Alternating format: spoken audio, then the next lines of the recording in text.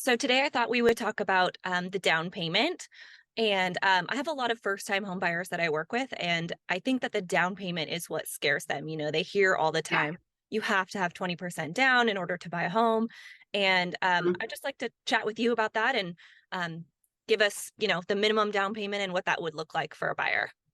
Yeah, I know it's so scary for buyers, right? It's like, Yeah. especially in the Bay Area. So keep in mind, every county is different. So what the government does is they do an analysis of the median incomes, and that's how they set the loan limits. So if you're looking at conforming, what that means is you have easier guidelines. You can go higher in your debt to income ratio. You don't have to have as much of a down payment. The minute you go above that conforming loan limit, that's when you're subject to jumbo rules, and that's where you're going to see more of sometimes a heavier down payment required. So Okay. the good news, since most of your clients are in Santa Clara County, right? Yeah. So the majority, and pretty much in the Bay Area, you're going to see a similar loan amount requirement. So for 2023, they rolled out the new loan limits. This is insane. So get it. They increased it. It was about 970 before. So now they Okay. increased it to 1,089,300 Oh, wow. is the maximum conforming loan limit. Yeah, it's super high. Yeah. What that means for conforming is you can put as little as 5% down. So if you put 5% down, that gets you to a purchase price of basically 1,150,000, which is 5% down. That Wow. is insane, right? Wow. Yeah. Yeah. Super affordable. I know a lot of banks, so every bank has their own rules. So some banks will require 20% down.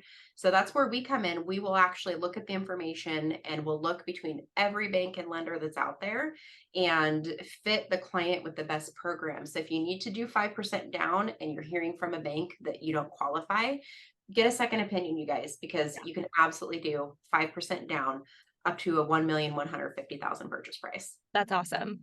That's great. Yeah. So I know that a lot of times people then think that the PMI is what, they're going to have to carry that as well. So can you Yeah. talk to us a little bit about how that would work Yeah, and how long definitely. that lasts? Do they have to carry that forever, or can they drop that off at some point? That's a great question. So with mortgage insurance, I know it has a negative stigma, but if you guys Right. think of it this way, is how long would it take you to save up 20%, right? Yeah. So 20% of that 1.150, you're looking at about 230,000. Or you could put the 5% down and get in now, and you're putting about 57,000 down. Yeah. So that's a huge time savings. The mortgage insurance isn't really too expensive.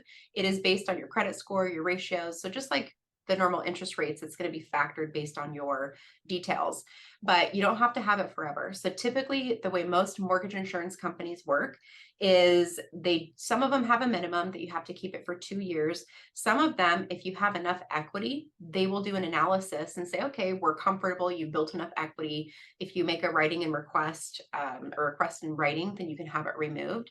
And Okay. so if you don't want to wait the full 2 years and they deny a written request, you could just refinance too. So that's why a lot of people refinance even before the 2 years are up if they know they have the equity. So there's a lot of different ways to exit strategy. So if you think about it, let's just use that example of 1,150,000 purchase price. Yeah. Let's say you have really decent credit. The mortgage insurance is probably going to be about 18% of that loan amount.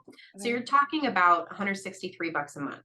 So Oh, let's yeah. have 163 mortgage payment every single month, and then you get rid of it after 2 years.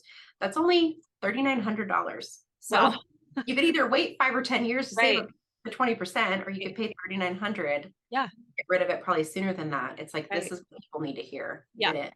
Exactly. So the message is you can buy a home with 5% down, carry the PMI, and then drop it off when you can. So that's Yeah, huge. I mean, I think that that's a really great point for buyers to realize that you don't necessarily need the full 20% down to buy a home. So thank you. It's awesome. absolutely. Can I add something to Of that? A course. little Of course. caveat, especially non-US citizens. Okay. I probably one of the top calls that we get that anyone has an H1B visa or they're Uh-huh. not a full US citizen. The big banks, most of them do require a full 20% down. We Okay. have options where you can put the 5% down. So Great. again, if you hear that you don't qualify, call Melanie. She'll connect us. We can definitely give you a second opinion and get you into a Awesome. home so you don't have to wait. That's so awesome. I love it. Thank you. You got it. Cool.